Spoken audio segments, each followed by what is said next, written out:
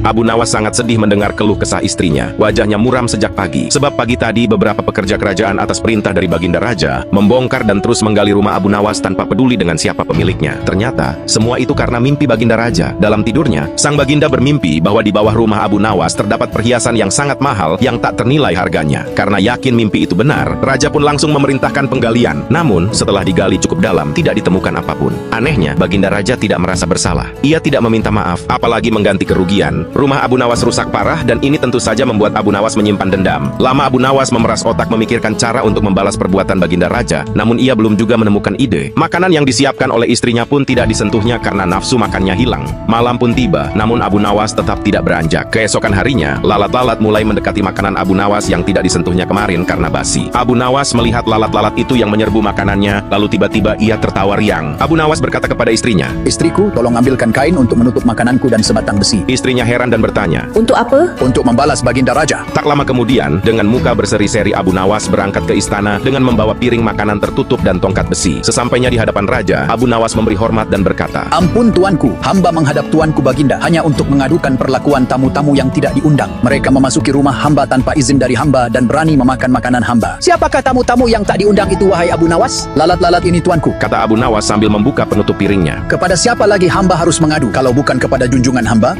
mengadukan perlakuan yang tidak adil ini. Lalu keadilan yang bagaimana yang engkau inginkan dariku? Hamba hanya menginginkan izin tertulis dari Baginda sendiri agar hamba bisa dengan leluasa menghukum lalat-lalat itu." Baginda Raja terdiam. Ia tak bisa menolak permintaan Abu Nawas karena saat itu para menteri berkumpul di istana. Dengan berat hati, Baginda menulis surat izin untuk Abu Nawas yang isinya memperkenankan Abu Nawas memukul lalat-lalat itu dimanapun mereka hinggap. Tanpa menunggu perintah, Abu Nawas mulai mengusir lalat-lalat di piringnya hingga mereka terbang dan hinggap di sana-sini. Dengan tongkat besi yang sudah sejak tadi dibawanya dari rumah, Abu Nawas mulai mengejar dan memukuli lalat-lalat itu. Ada yang hinggap di kaca. Abu Nawas dengan leluasa memukulnya sampai pecah. Kemudian lalat hinggap di vas bunga. Abu Nawas menghantamnya sampai hancur. Patung, kursi, hiasan istana semuanya jadi korban. Lalat pun hinggap di tempayan Raja. Tanpa ragu, Abu Nawas memukulnya juga. Semua orang kaget, tapi Abu Nawas tetap tenang. Ia hanya menjalankan perintah untuk menghukum lalat sesuai izin sang Raja. Baginda Raja tidak berdaya, tidak bisa berkata apa-apa kecuali menyadari kesalahannya yang telah ia lakukan terhadap Abu Nawas. Setelah Abu Nawas merasa puas, Abu Nawas mohon diri pamit pulang. Barang-barang kesayangan Baginda banyak yang hancur. Bukan hanya itu saja, Baginda juga menanggung rasa malu. Kini ia sadar betapa kelirunya berbuat semena-mena kepada Abu Nawas.